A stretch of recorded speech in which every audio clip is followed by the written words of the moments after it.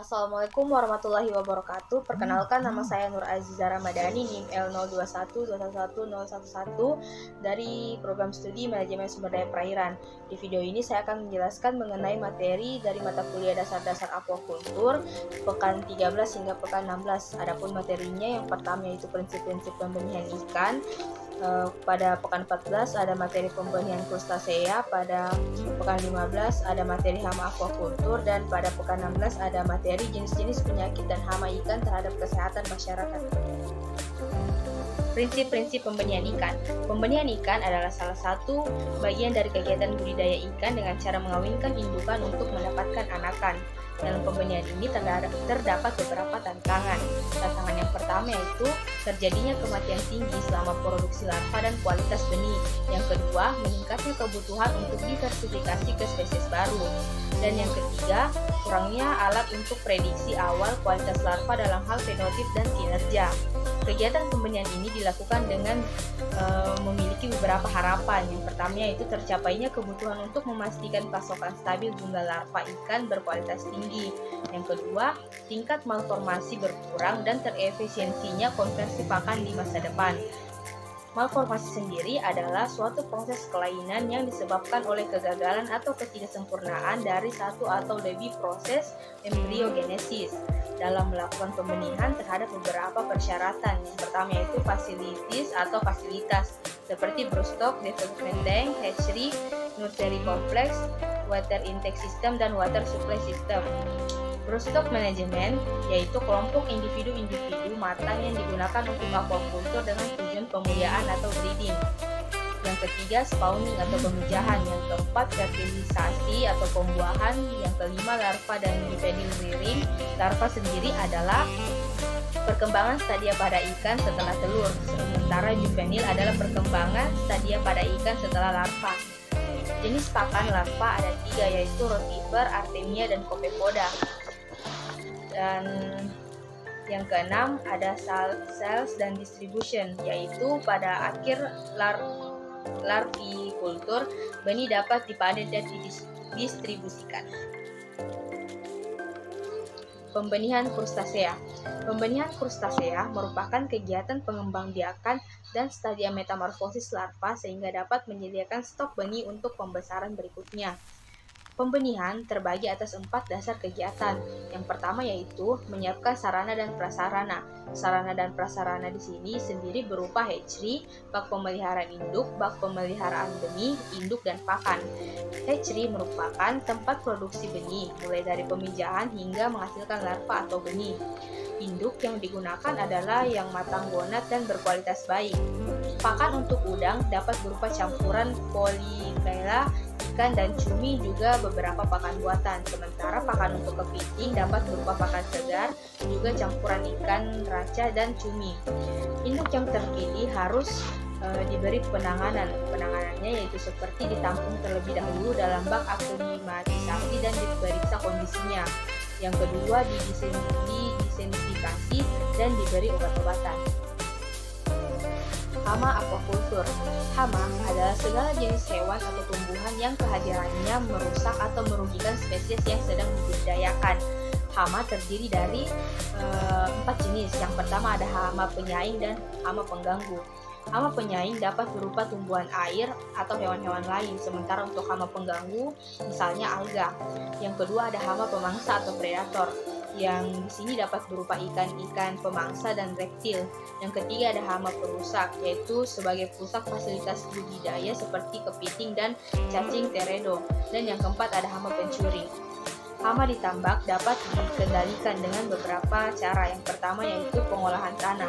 Sebelum benur ditebar, usahakan agar tambak yang ingin digunakan dikeringkan secara total agar semua organisme mati dan struktur tanahnya dapat membaik. Yang kedua, perbaikan pematang. Jika terdapat lubang-lubang pada pematang harus segera diperbaiki. Yang ketiga, mekanik, yaitu penangkapan langsung udang liar, ikan, kepiting, dan ular. Yang keempat, penyaringan air yang masuk. Air yang akan masuk ke tambak harus disaring dengan induk atau saringan yang berbahan halus agar dapat menyaring hewan-hewan liar. Jenis-jenis penyakit dan hama ikan terhadap kesehatan masyarakat. Penyakit merupakan suatu keadaan fisik, morfologi, dan fungsi yang mengalami perubahan dari kondisi normal karena beberapa penyebab.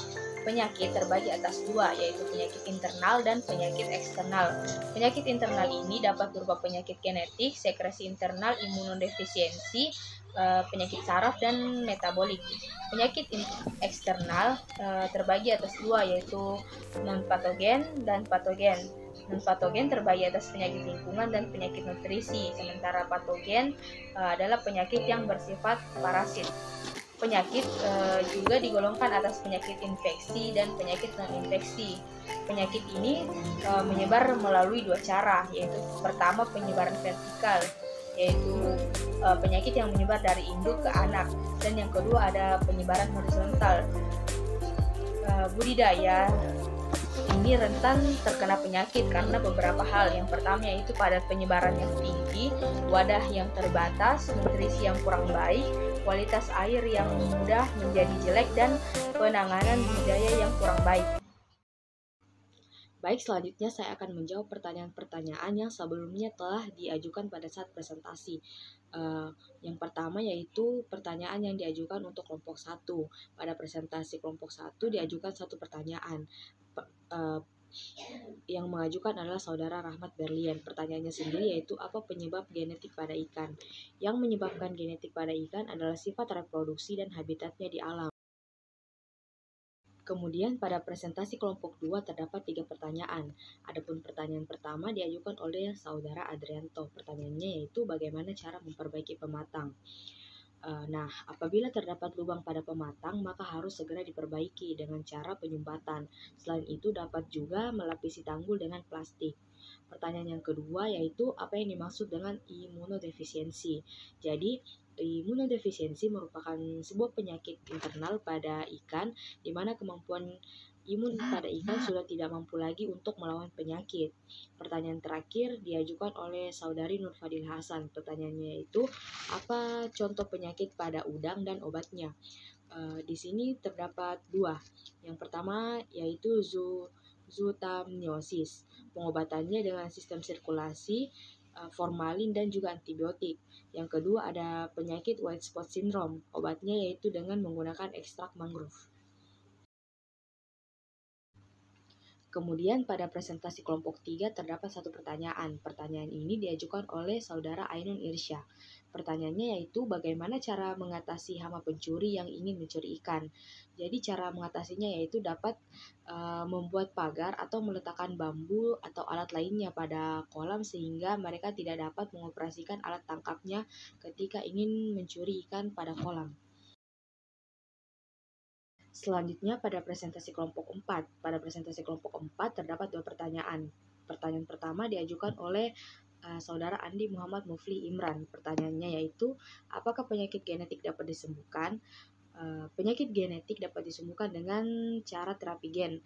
Jadi terapi gen yaitu suatu metode pengobatan canggih dengan cara menemukan kelainan pada gen yang menyebabkan penyakit, kemudian memperbaiki atau menggantinya dengan gen yang normal. Pertanyaan kedua yaitu apa yang dimaksud dengan malnutrisi. Jadi malnutrisi merupakan suatu penyakit non-infeksi yang disebabkan karena nutrisi yang masuk ke dalam tubuh tidak sesuai dengan kebutuhan nutrisi yang dibutuhkan oleh tubuh. Kemudian pada presentasi kelompok 5. Jadi ketika presentasi kelompok 5 hanya terdapat satu pertanyaan. Satu pertanyaan itu diajukan oleh saudara Halil Gibran. Pertanyaannya sendiri yaitu bagaimana cara mengatasi penyakit jamur pada ikan yang terinfeksi. Jadi terdapat dua metode untuk mengontrol jamur, yaitu secara mekanik dan secara kimiawi. Secara mekanik sendiri dengan mengeluarkan organisme atau telur yang telah terinfeksi atau telah mati dari tempat budidaya. Secara kimiawi sendiri dengan koper sulfat dan malachit green. Dan yang terakhir, presentasi kelompok 6. Pada saat presentasi kelompok 6, terdapat 3 pertanyaan. Pertanyaan pertama diajukan oleh saudari Nur Fadina. Pertanyaannya sendiri yaitu bagaimana ciri-ciri ikan yang terkena penyakit. Jadi Pada ikan yang terinfeksi penyakit terdapat beberapa ciri-ciri. Ciri-ciri yang pertama yaitu ikan menjadi tidak nafsu makan atau menolak pakan yang diberikan. Yang kedua, ikan tersebut sering muncul ke permukaan untuk bernafas. Hal ini menandakan bahwa insang pada ikan tersebut terinfeksi penyakit. Yang ketiga, adanya sekresi lendir atau mukus yang berlebihan. Yang keempat,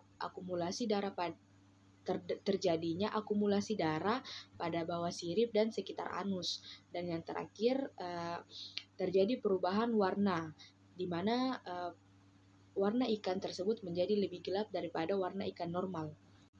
Pertanyaan yang kedua pada presentasi kelompok 6, yaitu pertanyaan ini diajukan oleh saudari Andi Nasriani. Pertanyaannya yaitu apa saja jenis-jenis hama? Hama terdiri atas 4. Yang pertama ada hama penyaing atau hama pengganggu. Yang kedua ada hama perusak. Yang ketiga ada hama pemangsa atau predator. Dan yang keempat ada hama pencuri. Dan pertanyaan ketiga atau pertanyaan terakhir untuk presentasi kelompok 6. Pertanyaan ini diajukan oleh saudara Radi Musaid. Pertanyaannya sendiri yaitu bagaimana cara memberantas hama burung. Jadi hama burung ini dapat diberantas dengan menutupi bagian atas kolam dengan lembaran jaring untuk mencegah burung tersebut memakan ikan atau membuang kotorannya pada kolam ikan. Demikian penjelasan yang dapat saya sampaikan. Segala kekurangan yang ada pada penjelasan saya mohon maaf. Akhir kata, wabillahi taufik wal hidayah. Wassalamualaikum warahmatullahi wabarakatuh.